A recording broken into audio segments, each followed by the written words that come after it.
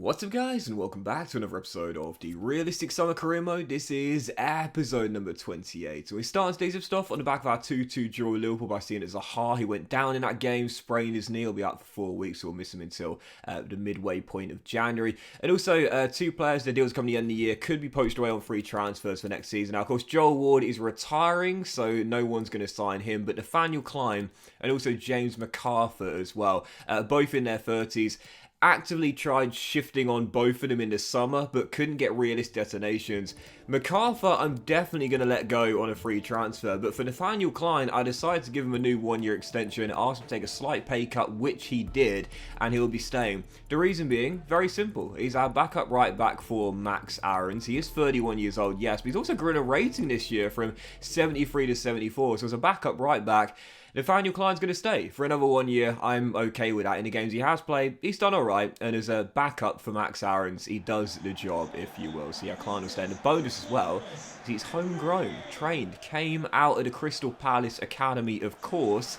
And whilst in FIFA career mode, that means nothing. In real life, it will be important for European squad registration rules. You need 4 homegrown players trained at the club. Nathaniel Klein is one of the rare ones here at Crystal Palace, so he will be staying. For realism, I think that makes sense. Anyway, for the first game of today's episode, taking on the Royals, Reading, newly promoted side to the Premier League at the Medeski Stadium. And speaking of the Premier League, it's back! It's back! First Saturday of the season. I am absolutely buzzing for it. You know, we've seen over the course of the summer, you know, we had the England Lionesses winning the Euros. Major congratulations to the England women's national team winning the Euros, their first major international trophy. It was fantastic. I watched the final with one of my housemates, their victory over Germany in extra time. Wild scenes as well, I must say, but it was brilliant to see. And I have to say as well, you know, the evolution of women's football over the past couple of decades has been absolutely fantastic. And the one thing which I'm really liking is just how many young girls now get involved in the sport. I have a few female fans that watch me, of course. Oh, sorry, I shouldn't say fans. Female followers that watch me. Not even followers. Female friends, you guys that watch me, of course. And it's amazing, you know, because I remember when I was a kid, and I know I'm going back quite a while here. I'm 29 now. When I was a kid, you know, we didn't really see girls want to get involved, not just in football, but in sport in general. It wasn't really something that girls wanted to really get involved in, possibly due to stigma and outside influences. I'm not entirely sure, but now it's fantastic. I went out recently. My mum and I went for a walk, and we came across some playing fields, and there was like a full girls team playing against another full girls team, and then there was some little girls having a kickabout not too far off the pitch as well. And I remember when I was a kid, you know, you didn't really see girls wanting to play football either in team sport or just as a kickabout, but now we've seen the rise in women's football and what it's mean for the profile of the game and the exposure for young girls to be able to see their heroes on screen playing professionally as the girls do now, full-time professionals in the WSL, the Women's Super League in England. It's fantastic. It's really, really brilliant. And, you know, the more we have in terms of raising the profile of the game, the more exposure, the more coaching we can get young girls.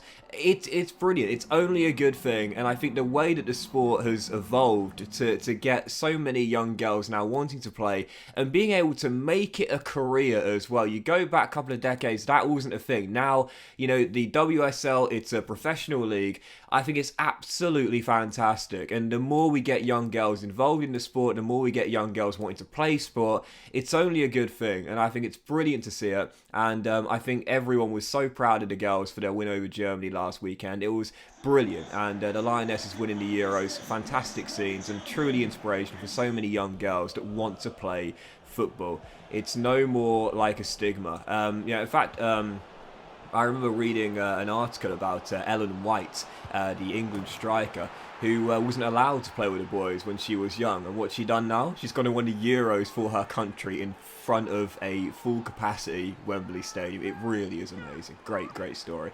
But still, yeah, of course, we've seen with England Lionesses winning the Euros. That was fantastic. Last weekend, of course, the Football League began. Can we end the championship now, please? Like, can we end the championship now after one match day? Let's have the table finished now, shall we? No bias, no particular reason. Team at the top of the table, they deserve to go to the Premier League. Let's just end the championship now, shall we? With the Football League coming back last weekend, great start, of course, for my boys.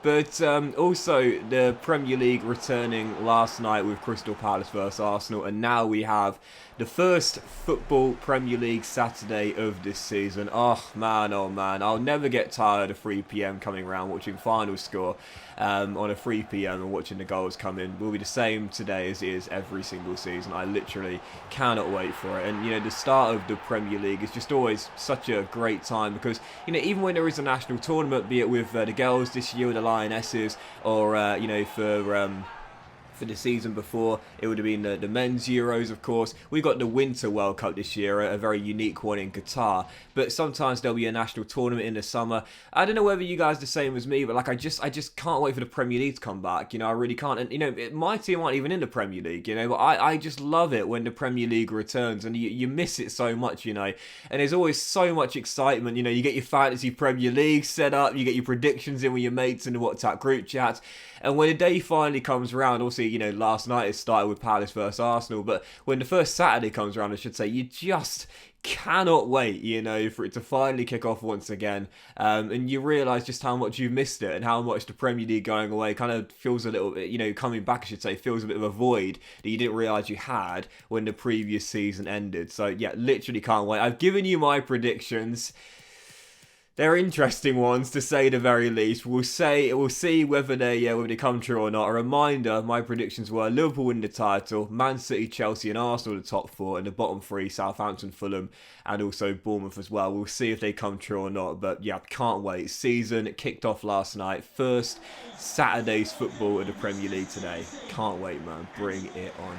Anyway, today what you've seen was a win over Reading, where Odson Edouard bagged a hat-trick. John Swift bagged a brace for the Royals to cut it to 1. We still held on for the victory in back to winning ways. But then following that, a 1-1 draw against West Bromwich Albion, draw with the Baggies there at Selhurst Park. 19 games into the season, and Champions League is definitely still a possibility. It's really tight right now. You know, it's really tight, this league table. You know, the top 9, top 10 teams, very congested indeed in terms of points. So for the moment, I'm not reading too much into it. I'm just glad to know we are where we want to be. In a European place, the board have said, finish in the Europa League spot. That's 5th at the moment. We're on course to qualify for a European competition, but I'm not thinking too much about trying to hold off other teams below us and trying to keep ourselves in the top 4. For now, I'm just taking it one game at a time, not getting too far ahead of myself, because I know what I'm like, man. I know what I'm like. You've seen it throughout this FIFA. You've seen it throughout multiple career modes of mine this year. When I start to really believe, that's when I feel the pressure. That's when I start to blow it. Match day 20, first game of the second half of the season. We're up against Thomas Tuchel's Chelsea. I gifted them an absolute howler for an equaliser, and then right at the death, Michy Batshuayi pops up with the game winner, and Chelsea gets it at the death. Threw it away, 2-1 the final score, and a tough mini run for Crystal Palace continues. Yeah, 2-1 loss there at home to Chelsea. Frustrating defeat, because I really threw that one away, man. I should have won that game, or at least got a point. Gifted them the level of Kai Havertz, and then Batshuayi with the winner. Michy Batshuayi and Divock Origi. You know, Chelsea and Liverpool, kind of like cult heroes, you know what I mean, for the late goals they've scored throughout their careers. You know, Batshuayi's goal against West Brom all those years ago to help Chelsea win the title. Divock Origi, the goal against Barcelona. I mean, they're kind of cult heroes, aren't they, the two Belgian forwards there? But Batshuayi with the winner in a 2-1 loss. And that meant for the final game of December, Manchester United away at Old Trafford, New Year's Eve, and this was a massive one. Little bit of a tough mini patch of form for Crystal Palace, and if we are going to be a Champions League team, I said it at the start of the season, these are the games We need to target wins in, not just draws. We need to beat these teams if we are going to be a Champions League standard team. With 11 minutes into the game, this would have been the worst possible start. Michael Elise sent forward. He was left out of the squad for the game at Selhurst Park. He was running scared. Didn't want to come back to South London after leaving us for 60 million in the summer, but didn't play in the game at Selhurst Park there, despite the fact the Red Devils ran out winners. But did start this game, hit the post early, but on the other end a few minutes later, man, oh man, I've got to keep this guy. I'm going to keep him for the rest of the season. I know there'll be interest in January, but he's our top scorer this year with 11 goals now in 18 games. Oddson Edouard won the assist title last year, our top scorer this season as well. He's too good, and I know there'll be big bids in January, but I've got to keep hold of him until the summer. If we don't get Champions League football, I'll let him go for next season to a Champions League team, but for now, I've got to make sure he stays here for the rest of the season. He scored our opening goal. Joe Willock almost put us 2 goals up, smacking one off the bar, still leading by 1, but 42 minutes in, a Brett Cheese gets off the shoulder of Rafael Varane, 1-on-1 with De Gea, great stop by the Spaniard, showing why Dean Henderson was let go. So still 1-0 at the break, but I have to say, in the first half, I thought we'd been the better team. Elise gave us a little bit of a troubling start, but apart from that, I felt I'd been the better side in the game. I looked the better team, I'd had the more chances, so I stayed in attack mode, and 15 minutes after the restart, practically on the stroke of the hour mark, we got our reward for playing brave. Brian Mbeumo slots in our second, celebrates with the away fans in the corner at Old Trafford with 2 goals up, an assist for Edouard to go along with his goal. We lead by 2,